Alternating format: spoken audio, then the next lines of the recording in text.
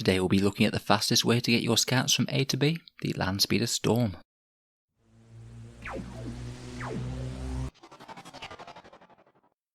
Hello and welcome back to Auspex Tactics, the strategy focused 40k channel where we're all about getting the most out of our miniatures on the tabletop. Now the Land Speeder Storm is a comparatively recent addition to the Space Marine Armoury. It's a dedicated transport for Space Marine scouts and can move them incredibly quickly around the board while also allowing them to blaze away with all of their guns while inside it. The kit is quite a fun one as well, as with a bit of conversion work you can fill the Land Speeder Storm as empty and basically get you the vast majority of another squad of Space Marine scouts for free, provided you have some bases to mount them on. In this video we'll take a look at the Storm's datasheet, any obvious buffs and synergies that we can do with it on the tabletop, and how I would run them at present in a game of 8th edition 40k. In the background, the Land Speeder Storm is pretty much what you expect, a variation of the base Land Speeder chassis that trades its heavy armament for the ability to carry 5 Marines into battle. It's further upgraded with quieter engines and a sophisticated sensor array, which helps it operate as a more lightly armed scout and reconnaissance vehicle behind enemy lines. Its signature armament is a Cerberus launcher, a tri-barreled light missile launcher capable of shooting frag, stun and blind rockets. In particular, the Ultramarines and the Raven Guard are big users of the Land Speeder Storm, as both armies favour its tactical flexibility and ability to put enemies on the back foot. So let's see what this scout transport can do in-game. Now, as we mentioned earlier, the Land Speeder Storm is a dedicated transport, meaning that you can usually field a lot of them in lists if you really want to. It's fairly cheap at base, just being armed with a heavy bolter and a Cerberus launcher, and that puts you at 55 points for the model. Its stat line is an interesting one. It has a massive 18-inch movement, so it's really going to be zipping about the battlefield very quickly indeed.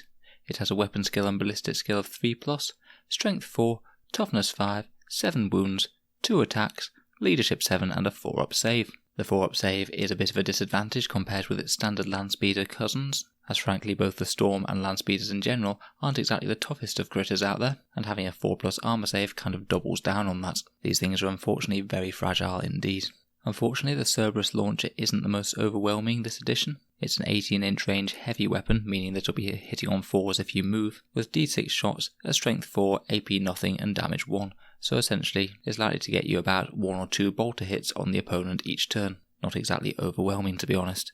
The heavy bolter is the one that we know and love, and can contribute a bit more meaningfully to damage on the field. You do have the option to trade this heavy bolter out for either a multi-melter, heavy flamer or assault cannon, though frankly all of these are really quite expensive guns to be putting on quite such a fragile model, and honestly none of them are enormously efficient for their points compared with the other options that the Space Marines have to offer. Multi-melters are just a little bit overpriced at the moment, assault cannons are okay but generally better if you can guarantee multiple turns of firing with them, and heavy flamers have reasonable damage output but incredibly short range which does limit them. I'd typically be most tempted to stick with the heavy bolter, although the heavy flamer isn't an awful idea if you're thinking about getting your Land Speeder Storm up close to drop off some combat equipped scouts. It does have the advantage of not really caring if the model moves or not, so that is one plus for the heavy flamer. Naturally your chapter choice might lead you towards one gun or another. Salamanders might well feel that it's worth it to upgrade to the heavy flamer or multi-melter. Master Artisans will get you more out of the multi-melter, and things like Imperial and Crimson Fists will do a bit better with that heavy bolter for the extra hits on 6s.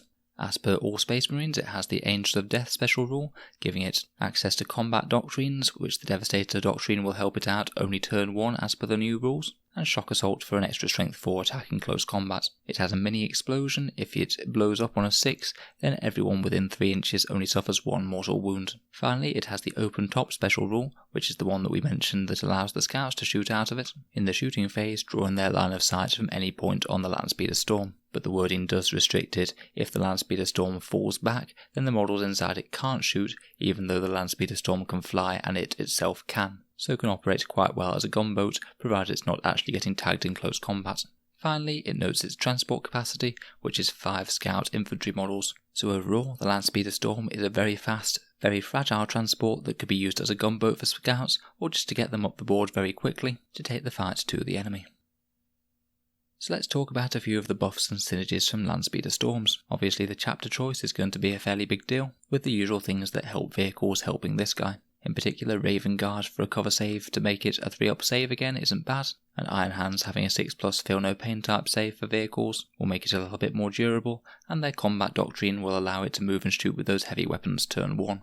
Ultramarines' tactical doctrine of moving and shooting with no penalty certainly isn't a bad one either, as basically the main thing that you're buying this guy for is the movement, as he just doesn't stack up very well in terms of shooting or defense. White Scars have some potential synergy with trying to get scouts into close combat out of a land speeder storm, as it will give them a much bigger threat range. Blood Angels might like it more for a delivery mechanism for scouts, as that +1 to wound makes them a lot more credible threats in close combat. And we already mentioned Imperial Fists and Salamanders having good synergy with some weapons. In terms of character support, there generally isn't any point in bothering building Landspeeder Storms around synergizing with characters. Obviously they can get any damage buffs from captains and lieutenants and chapter masters and things if it's convenient, but in general they're going to be lone operators. The only character that I know of that they can transport is Sergeant Telion, who could potentially benefit from the storm as a transport mobile vehicle, to allow him to put Quietus, his sniper rifle, to good use against the enemies. The main downside being that you can't put a full 5-man scout squad in with him, because there's not enough room in the transport. You could potentially mess around with an understrength scout unit in an auxiliary support detachment, but it's unlikely to actually be any sort of competitive choice. In terms of stratagems, the Landspeeder Storm is typically going to be too small to be worth bothering spending any command points on. In theory it could make use of skilled riders for 4+ or 3+ invulnerable save, though it does cost 2 command points and isn't massively efficient. If all you need is a durable unit of scouts out on a midfield objective there, then it might not be the worst idea in the world, as it could advance to acquire the 3+ save and just be a lot more durable than it would normally have been. So the real question of why you'd use this thing in the battlefield is what unit of scouts you want to transport in this. And for the vast majority of units, I do feel that the Landspeeder Storm sort of doesn't really add a whole load to the scout units. Basically the good thing about scouts is that they can start in the middle of the board, threatening midfield objectives, or even maybe going for turn 1 charges, so they don't exactly need the storm to get to the place where they need to be. I guess you could use the Landspeeder Storm as a bit of a reactive unit to keep back out of line of sight in your deployment zone and get the scouts to a different midfield objective and reinforce the area that is looking the most threatened, but even then you're only deploying a 5-man squad of scouts to combat that threat, which might not really be enough to deal with whatever's coming in. I don't think it's a lot worse one way or the other, but you could just get 2 squads of scouts to start in the midfield and have double the threat from the start, as we mentioned, the Storm isn't really going to be doing a lot in terms of its own attack and defense in itself. All that being said, I think there is one quite fun way to run Landspeeder Storms, and that's to fill them with sniper scouts, particularly if you happen to have Raven Guard. In general, eliminators tend to be better snipers on the whole than scouts. I even did a video on that a month or so ago, so you can check that out if interested. But particularly in Raven Guard, the sniper scouts do catch up quite a bit with their +1 to hit and wound characters while in their tactical doctrine. If the enemy needs to keep some key characters alive, I think it's going to be a lot harder for them to hide from a unit that has an 18-inch movement that can still then shoot them, with +1 to hit and wound the character with their sniper rifles. Again, you would have to weigh that up against just taking more sniper scouts in the first place, but that is a lot of mobility that you've got there, and they will be a little bit more resistant to just being wiped out with small arms fire than standard sniper scouts might be, so a possible little combo there.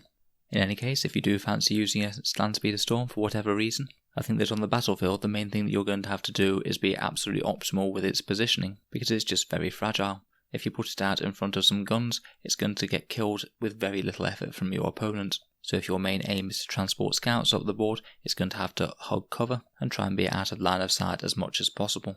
Ideally you'd want to be landing it somewhere in the midfield, somewhere out of line of sight, and then the next turn disembarking the scouts, maybe they can engage the enemy or take out an objective. And from there the Landspeeder Storm can use its very good movement to be a disruption and distraction unit, perhaps jumping into the midst of the enemy lines and charging down gun line elements to lock them up from shooting next turn. An 18-inch move is quite a rare thing on a model that can charge, so it really can get quite far into enemy lines with this and be a massive nuisance, albeit one that's probably going to get dealt with the next turn very easily. Another way that could be quite helpful is just if you absolutely need to secure an objective for a turn and the objective is a long way away. 18-inch movement plus possibly an advance roll could easily get you and a squad of objective secured troops all the way up to that objective and perhaps steal it out from under the enemy's nose. If you park the Landspeeder Storm by a ruin, then the scouts could potentially get out of line of sight and maybe be on an objective without your opponent even being able to shoot them back, which could be very frustrating for them. Now the Storm does have to compete with the Impulsor for this role, as the Impulsor can be churning out intercessors a very long way away from where they started. So it might be a way of getting a much more elite and threatening unit to that same objective, although you do have to bear in mind that an intercessor-filled Impulsor is a lot more expensive than a Storm with a scout squad in.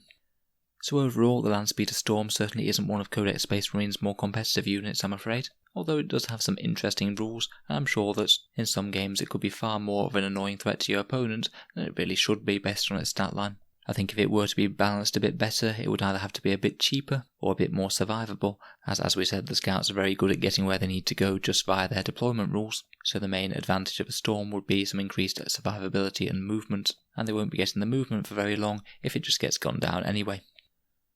So let me know your thoughts and opinions, and certainly tell me if there's anything that I've missed regarding the Landspeeder Storm. I guess we can cross our fingers for the next chapter approved so that it might come down in points a bit.